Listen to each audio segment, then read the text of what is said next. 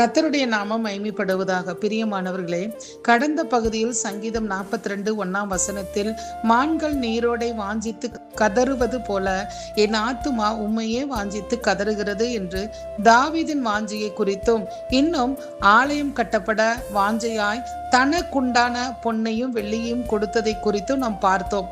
புதிய ஏற்பாட்டில் நீங்களே அந்த ஆலயம் என்று சொல்லப்பட்டபடி இன்று அநேகருடைய உள்ளார்ந்த மனிதனாகிய ஆலயம் கட்டப்படாமல் இடிக்கப்பட்ட நிலைமையில் பல ஆத்துமாக்கள் காணப்படுகிறார்கள் அல்லவா?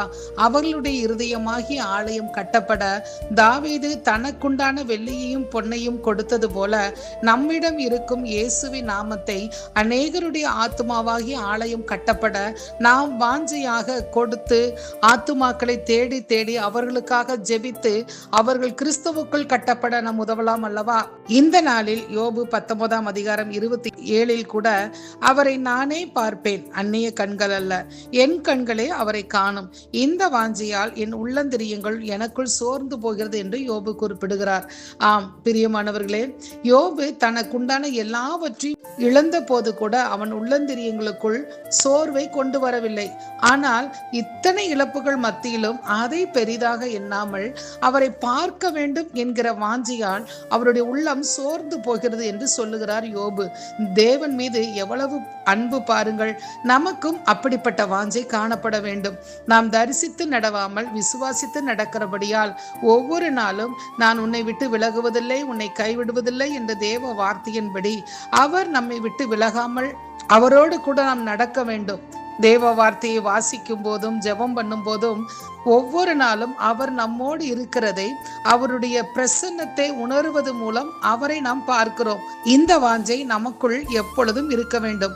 அடுத்ததாக நமக்கு இன்னொரு வாஞ்சை கட்டாயம் இருக்க வேண்டும்.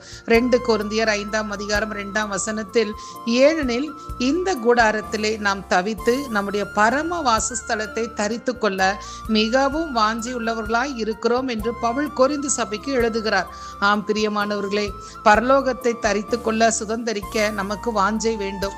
யோவான் 14:2-3 வாசித்து பார்க்கும் பொழுது, நான் போய் உங்களுக்காக ஸ்தலத்தை ஆயத்தம் பண்ணின பிறகு நான் இருக்கும் இடத்திலே நீங்களும் இருக்கும்படி மறுபடியும் வந்து உங்களை என்னிடத்தில் சேர்த்து கொள்ளுவேன் என்று இயேசு சொல்லி இருக்கிறார்.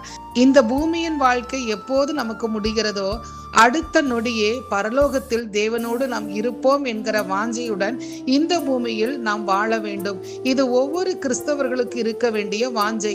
பிரசங்கியில் வாசிப்பதை போல பிறக்க ஒரு காலம் உண்டு, இறக்க ஒரு காலம் உண்டு. ஆனால் கிறிஸ்தவர்களாகிய நமக்கு நித்தியத்தை குறித்து நம்பிக்கை இருக்க வேண்டும். மரணமோ அல்லது இயேசுவின் வருகையோ எது இருந்தாலும் நமக்கென்று ஆயத்தம் பண்ணி இருக்கிற பரலோகத்தை சுதந்திரித்துக் கொள்வதற்கு நமக்கு வாஞ்சிக்க வேண்டும், வாஞ்சை இருக்க வேண்டும். தேவன் தாமே இப்படிப்பட்ட வாஞ்சியை நமக்கு தந்தருள்வாராக. ஆமென்.